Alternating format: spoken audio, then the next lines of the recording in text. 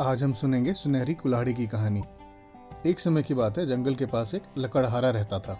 वो जंगल में लकड़ी इकट्ठा करता था और उन्हें पास के एक बाजार में बेच देता था कुछ पैसों के लिए।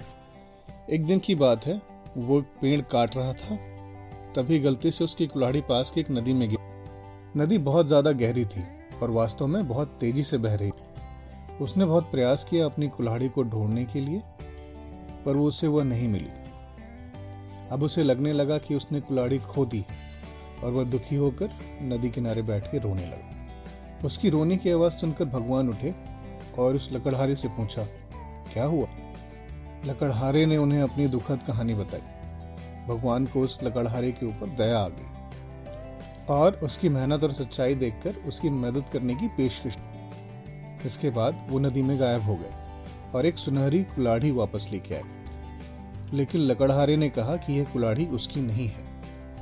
इतना सुनकर वो फिर गायब हो गए और अब की बार एक चांदी की कुल्हाड़ी लेकर वापस आए। लेकिन इस बार भी लकड़हारे ने मना कर दिया, यह कहते हुए कि यह कुल्हाड़ी उसकी नहीं है। भगवान फिर पानी में गायब हो गए और अब की बार एक लोहे की कुल्हाड़ी के साथ वापस आ गए। लोहे की कुल्हाड़ी देखकर लकड़हारा मुस्काया और उसने कहा कि यही मेरी कुल्हाड़ी है।